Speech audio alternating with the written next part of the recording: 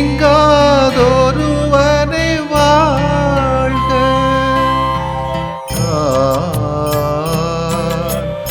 ஒளி பொருந்திய அழியாத ஆன்மா,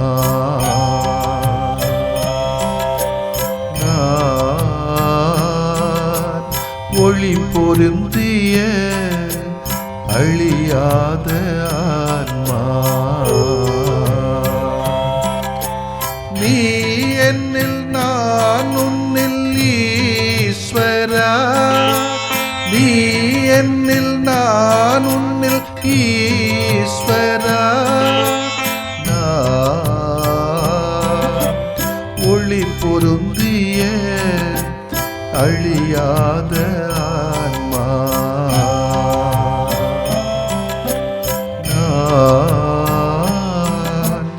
ஒளி பொருந்திய அழியாத ஆன்மா.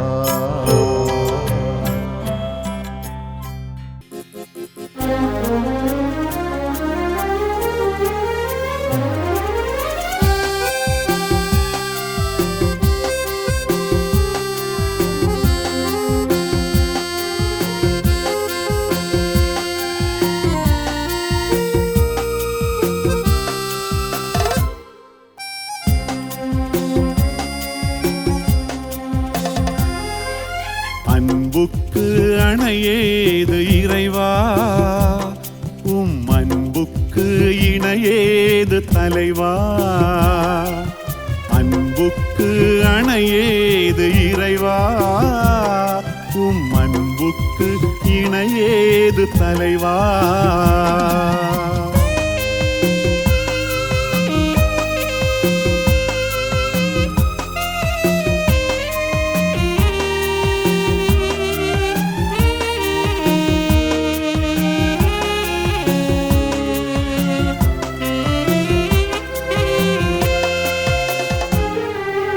அலை போல என்றும் தொடரான அன்பு, அசையாத மலை போல வலுவான அன்பு.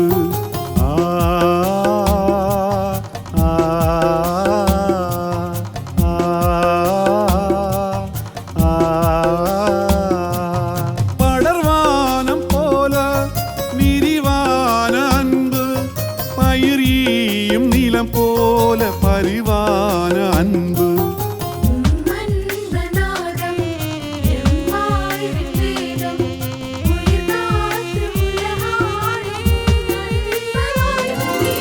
அன்பு அன்பு அன்பு அன்பு அன்பு அன்பு அன்பு அன்பு. அன்புக்கு அணையேது இறைவா, உம் அன்புக்கு இணையேது தலைவா.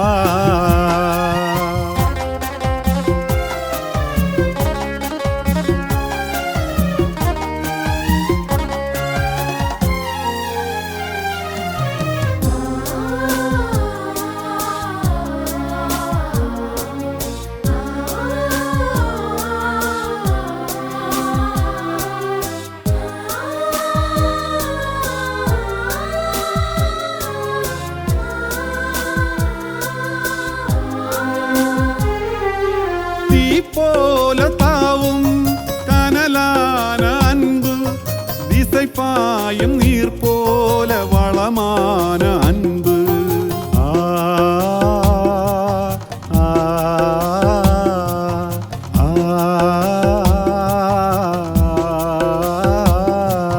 மென்தண்டல் போல மெலிதான அன்பு, என்றென்றும் வாழும் நிலையான அன்பு. அன்பு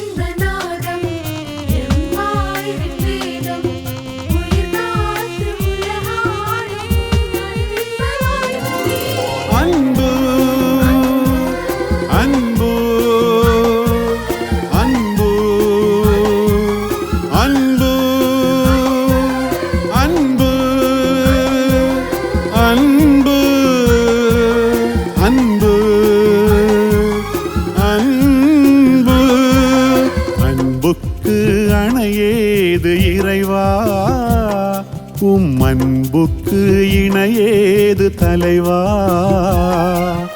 அன்புக்கு அணையேது இறைவா, உம் அன்புக்கு இணையேது தலைவா.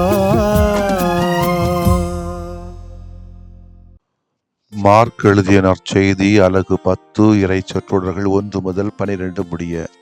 அக்காலத்தில் இயேசு புறப்பட்டு யூதேயா பகுதிகளுக்கும் யோர்தான் அக்கரை பகுதிக்கும் வந்தார். மீண்டும் மக்கள் அவரிடம் வந்து கூடினர். அவரும் வழக்கம் போல மீண்டும் அவர்களுக்கு கற்பித்தார். பரிசேயர் அவரை அணுகி, கணவன் தன் மனைவி விலக்கி விடுவது முறையா என்று கேட்டு அவரை சோதித்தனர். அவர் அவர்களிடம் மறுமொழியாக, மோசே உங்களுக்கு இட்ட கட்டளை என்ன என்று கேட்டார். அவர்கள், மோசே மணவிலக்கு சான்றிதழ் எழுதி அவரை விலக்கிவிடலாம் என்று அனுமதி அளித்துள்ளார் என்று கூறினார்கள். அதற்கு இயேசு அவர்களிடம், உங்கள் கடின உள்ளத்தின் பொருட்டே அவரை கட்டளை எழுதி வைத்தார்.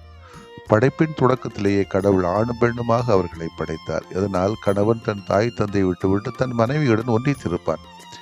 இருவரும் ஒரே உடலாய் இருப்பர். இனி அவர்கள் இருவர் அல்ல, ஒரே உடல். எனவே கடவுள் இணைத்ததை மனிதர் பிரிக்காதிருக்கட்டும் என்றார். பின்னர் வீட்டில் இதை பற்றி மீண்டும் சீடர் அவரை கேட்டனர். இயேசு அவர்களை நோக்கி, தன் மனைவியை விலக்கிவிட்டு வேறொரு பெண்ணை மணப்பவன் எவனும் அவருக்கு எதிராக விபச்சாரம் செய்கிறான். தன் கணவரை விலக்கிவிட்டு வேறொருவரை மணக்கும் எவளும் விபச்சாரம் செய்கிறாள் என்றார். ஆண்டவரின் அருள்வாக்கு. இறைவா உமக்கு நன்றி. கிறிஸ்து இயேசுவிலே பிரியமுள்ள சகோதர சகோதரிகளே, நிச்சயமாக மனதார இன்றைய நவீன காலத்தில் இருக்கக்கூடிய குடும்ப அமைப்புகளை பார்க்கிற வேளையிலே பல குடும்பங்களை நாம் பாராட்டுகிறோம். உன்னதமான குடும்பங்களாக வாழ்ந்தார்கள், வளர்கிறார்கள், பிள்ளைகள் வளர்த்து கொண்டிருக்கிறார்கள்.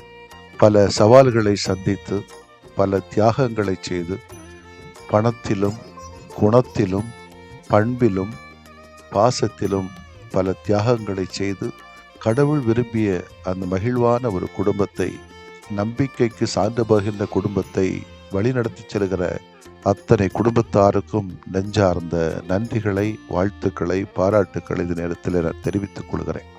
அதே வேளையில் கஷ்டப்பட்டு கடினப்பட்டு குடும்பத்தை நல்ல ஒரு குடும்பமாக மாற்ற வேண்டும் என்று விரும்பி உண்மையான உறவிலே, மகிழ்ச்சியிலே, சமத்துவத்திலே, ஒற்றுமையிலே வளர வேண்டும், வாழ வேண்டும் என்று ஆசைப்படுகிற குடும்பத்தாருக்காக இறைவேண்டல் செய்கிறேன். நிச்சயமாக கடவுள் ஒரு நாள் இந்த குடும்பங்களுக்கு நல்ல வெளிச்சத்தை கொடுப்பார், நல்ல பிள்ளை பாக்கியங்களை கொடுப்பார், நல்ல உழைப்புக்கான வாய்ப்புகளை தருவார். உழைப்பிலும் உண்மையிலும் உறவிலும் உடனிருப்பிலும் உணர்விலும் இவர்கள் மகிழ்வோடு வளர இவர்களுக்கு என்னுடைய வாழ்த்துக்களையும் ஜெபங்களையும் இந்த நேரத்தில் உரித்தாக்கிக் கொள்கிறேன். ஒருவர் அரசனானாலும் ஆண்டியானாலும் தன் சொந்த வீட்டில் நிம்மதியை காண்பவன் தான் இருப்பதிலேயே மகிழ்வான மனிதன் என்கிறார் வான்கோதே. காதலிக்கும் இருவர் இருக்குமிடம் தேவாலயத்தை விட புனிதமானது என்றும், கலைகளிலே உயர்ந்த கலை ஒன்றாய் வாழும் கலை என்றும் வில்லியம் பிலிப்ஸ் அவர்கள் கூறுகிறார்கள். திருமணத்தின் மாண்பையும் முறியாத தன்மையினையும் பற்றி இன்றைய இறை வார்த்தை நம் கண்முன் கொண்டு வருகிறது. ஒரு சவாலான செய்தி. மேலும் அடிப்படையிலே திருமணம் தெய்வீக தன்மையை கொண்டிருக்கிறது. காரணம், இது மனுஷங்களால் உருவாக்கப்பட்ட அமைப்பல்ல, இது கடவுளால் உருவாக்கப்பட்ட அமைப்பு. மனமுறிவுக்கு காரணம். உண்மையான கடவுளின் திட்டத்திற்கு எதிரான மனமுறிவும் இன்றைக்கு பல நடந்து கொண்டே இருக்கிறது. அதற்கு காரணம் 1, 2 அல்ல, பல காரணங்கள் இருக்கிறது. கணவன் மனைவி மட்டுமல்ல, பிள்ளைகள் மட்டுமல்ல, பெற்றோர் மட்டுமல்ல, பெற்றோர்களும் காரணம், மாமியாரும் மாமனார்களும் காரணம், கணவன் மனைவியும் காரணம், பிள்ளைகளும் காரணம், சமூகம் காரணம், சமயங்களும் காரணமாகத்தான் இருக்கிறது. எனவே யாரையும் குறை சொல்வதற்கில்லை. ஆனால் இன்றைய நிலைமை இப்படி இருக்கிறது என்பதை பற்றி நாம் ஆய்வு செய்ய வேண்டும். இயேசுவை வலையில் சிக்க வைத்து விடலாம் என்று எப்பொழுதெல்லாம் பரிசேயர்கள் முனைகின்றார்களோ அப்பொழுதெல்லாம் இயேசு இந்த மானிடத்திற்கு மிகப்பெரிய தத்துவங்களை, வாழ்க்கை பாடங்களை இட்டுச் செல்கிறார். இன்றைய நற்செய்தி குறிப்பாக திருமண உறவுக்கு முரணான உறவுகள் பெருகிக் கொண்டிருக்கின்ற காலகட்டத்திலே வாழ்ந்து கொண்டிருக்கிற நமக்கு மிகப்பெரிய விழிப்புணர்வாக அமைகிறது. சோதனைகளையும் வேதனைகளையும் சாதனைகளாக மாற்றுவதில் தான் திருமணத்தின் சாதனை அடங்கியிருக்கிறது. கல்யாணம் என்று சொல்லுகிற பொழுது கலி யானம். கலி என்றால் துன்பம், யானம் என்றால் பயணம் என்று சொல்வார்கள். அதாவது இத்துன்பம் நிறைந்த வாழ்க்கை பயணத்தில் நம்மால் தனியாக பயணிக்க இயலாது, முடியாது என்பதற்கான நமக்கு கொடுக்கப்பட்டுகிற துணையே வாழ்க்கை துணை. உடல் மட்டும் நல்லா இருந்தால் போதாது, படிப்பு மட்டும் இருந்தால் போதாது, பெரிய பெரிய வீடு இருந்தால் மட்டும் போதாது, பெரிய பெரிய சொத்துக்கள் இருந்தால், நகைகள் இருந்தால் மட்டும் போதாது. அடிப்படையிலே மனதிலே ஒருவருக்காக இருக்கிறோம் என்கிற உணர்வை ஏற்படுத்தாத வரைக்கும் இந்த திருமணம் அல்லது குடும்பம் மகிழ்வாக இருக்க முடியாது என்பதுதான். எனவேதான் பல நேரங்களிலே சேர்ந்து வாழுகிறார்கள், சோர்ந்தும் போகிறார்கள்.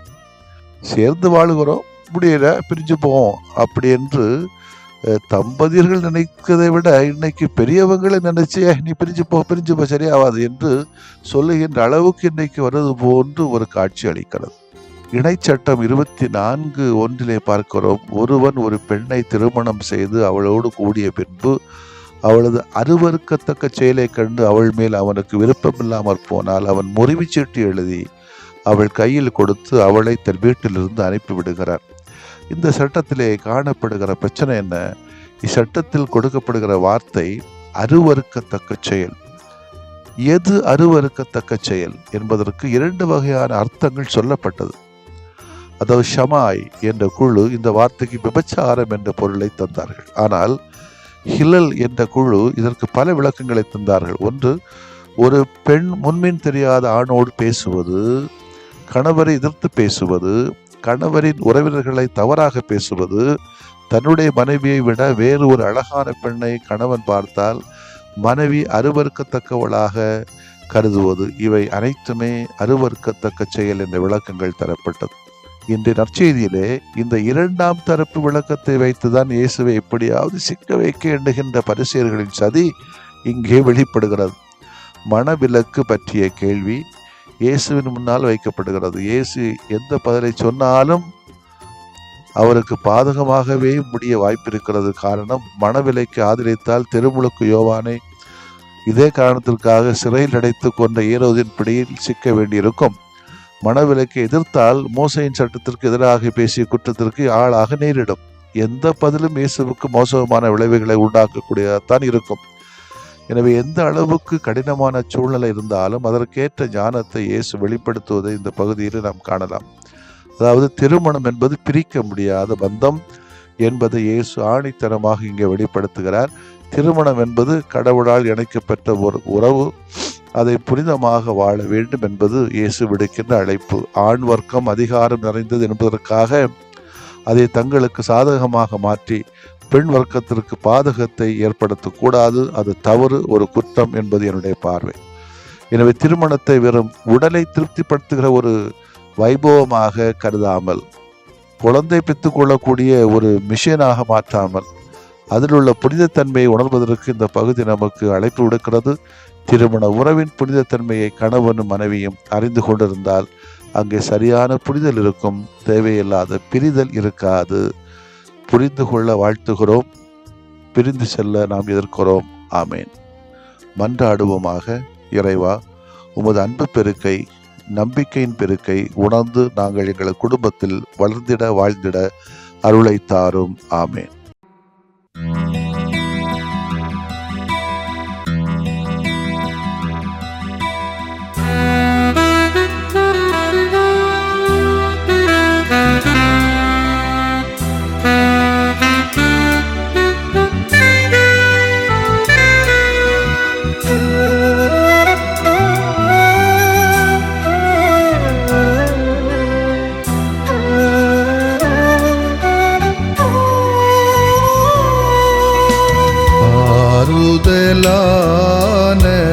ஆண்டவரே, ஆதரவென்றும் எனக்கு நீரே. ஆறுதலான ஆண்டவரே, ஆதரவென்றும் எனக்கு நீரே.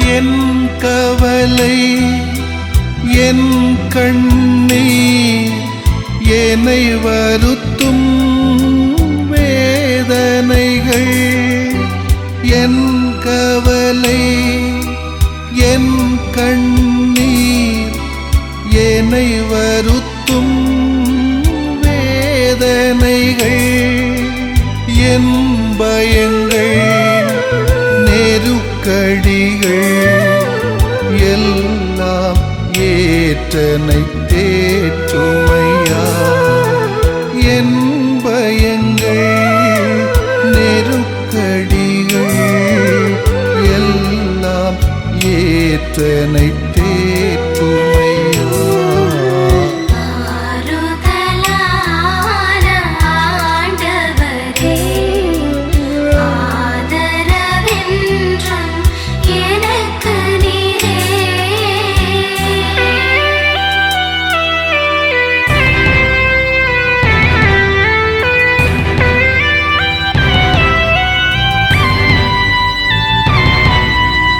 என் இழப்பு என் பிரிவு என்னை வாட்டும் சோதனைகள் என் இழப்பு என் பிரிவு என்னை வாட்டும் சோதனைகள் என் பாவங்கள் மனப்பாரங்கள் எல்லாம் சுமந்தனை தாங்குமையா என் பாவங்கள் மனப்பாரங்கள் எல்லாம் சுமந்தனை தாங்குமையா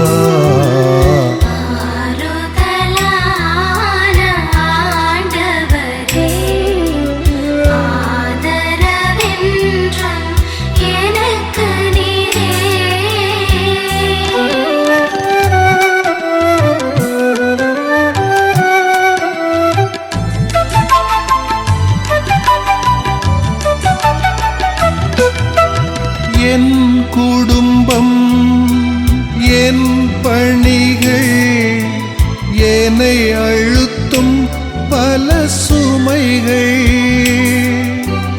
என் குடும்பம் என் பணிகள் என்னை அழுத்தும் பல சுமைகள்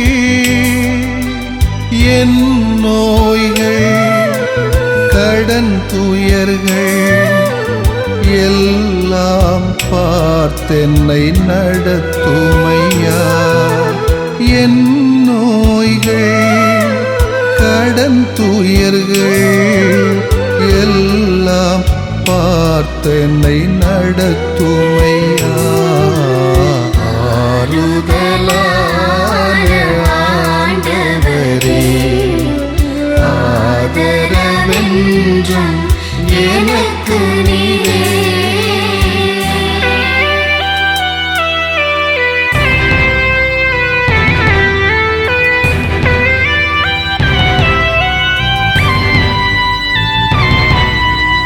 என் ஏக்கம் என் நோக்கம் என்னை தாக்கும் பழித்துரைகள் என் ஏக்கம் என் நோக்கம் என்னை தாக்கும் பழித்துரைகள் என் பலங்கள் பலவீனங்கள் எல்லாம் அறிந்தனை ஆளுமையா என் பலங்கள் பலவீனங்கள் எல்லாம் அறிந்தனை ஆளுமையா ஆறுதலான ஆண்டவரே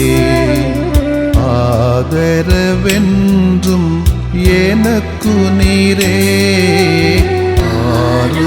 ஆறுதலான ஆண்டவரே ஆதரவென்றும் எனக்கு நீரே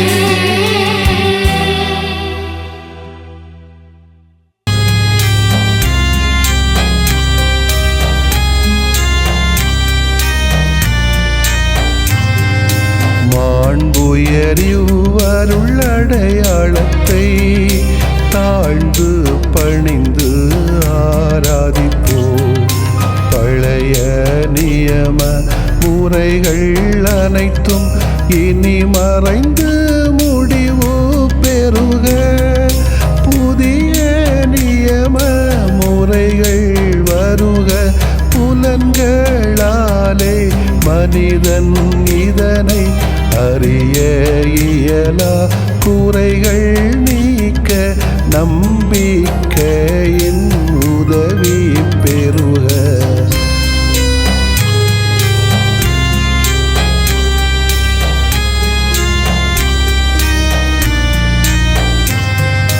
தந்தை அவர்க்கும் மகன் அவர்க்கும் புகழ்ச்சியோடு வெற்றியாக்கும்.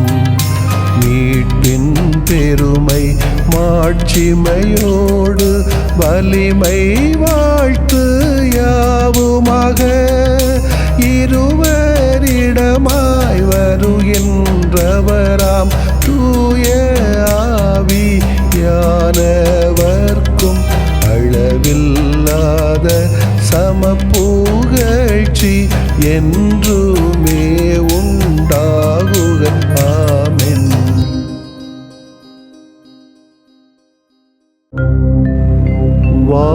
வானின்று அவர்களுக்கு அப்பமளித்தீரே,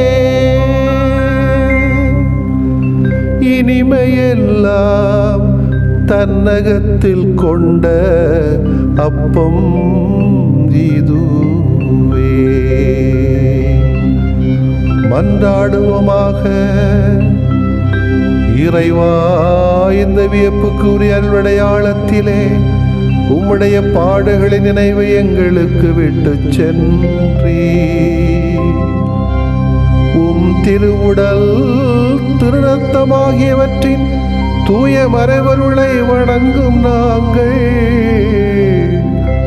உமது மீட்பின் பயனை இடைவிடாமல் துய்த்து உணர்ந்து மகிழ அருள்வீராக. தந்தையாகிய இறைவனோடும் தூய ஆவியாரின் ஒன்றிப்பில் இறைவனா என்றென்றும் வாழ்ந்து ஆட்சி செய்கின்ற உம்மை மன்றாடுகிறோம்.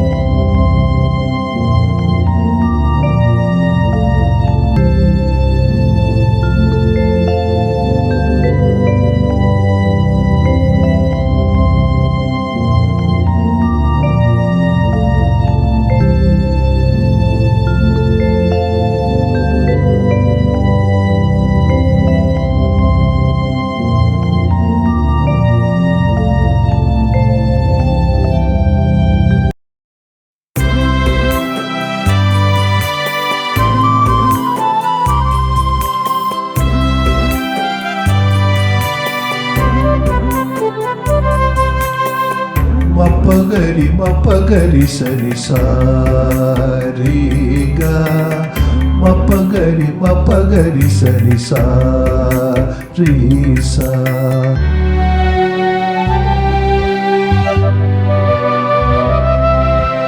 இதயமே இதயமே இயேசு இதயமே, இதயமே இதயமே இயேசு இதயமே.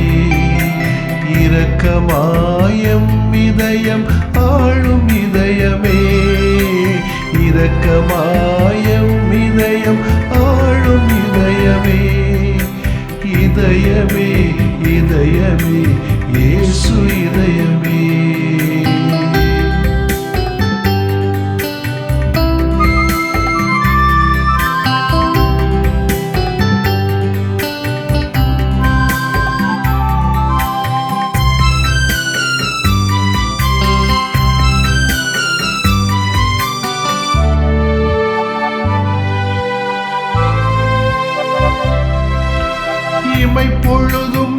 எமை மறவா இயேசு இதயமே, இதயத்துள்ளே இதயமான இயேசு இதயமே.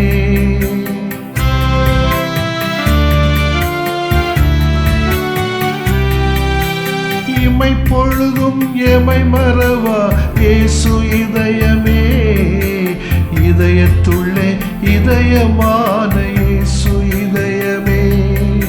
சுமையெல்லாம் தான் சுமக்கும் இயேசு இதயமே, சுமையெல்லாம் தான் சுமக்கும் இயேசு இதயமே.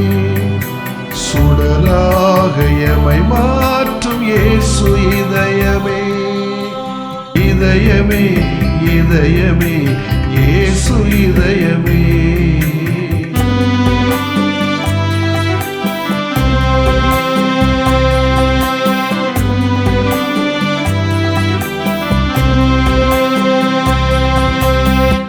பதனி சகாரி சரி,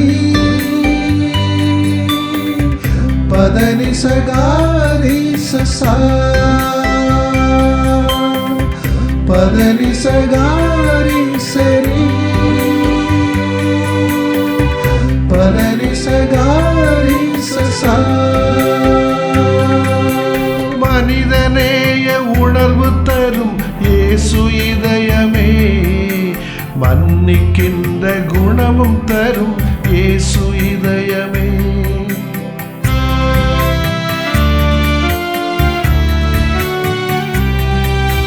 மனிதநேய உணர்வு தரும் இயேசு இதயமே, மன்னிக்கின்ற குணமும் தரும் இயேசு இதயமே.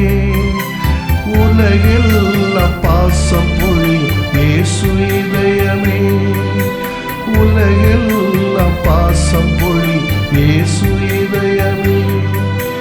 உயிராக எமை காக்கும் இயேசு இதயமே, இதயமே இதயமே இயேசு இதயமே.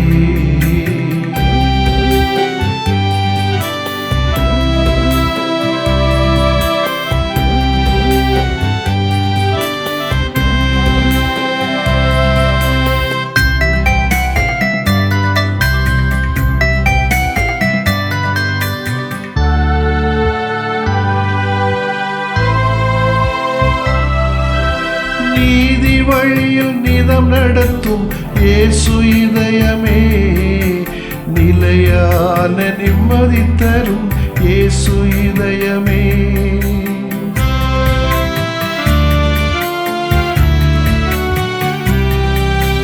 நீதி வழியில் நிதம் நடத்தும் இயேசு இதயமே, நிலையான நிம்மதி தரும் இயேசு இதயமே. அருள்வரம் சுரந்து வழங்கும் இயேசு இதயமே, அருள்வரம் சுரந்து வழங்கும் இயேசு இதயமே. அகலாது எமை நடத்தும் இயேசு இதயமே, இதயமே இதயமே இயேசு இதயமே, இதயமே இதயமே இயேசு இதயமே. இரக்கமாயம் இதயம் ஆளும் இதயமே, இரக்கமாயம் இதயம் ஆளும் இதயமே. இதயமே இதயமே இயேசு இதயமே.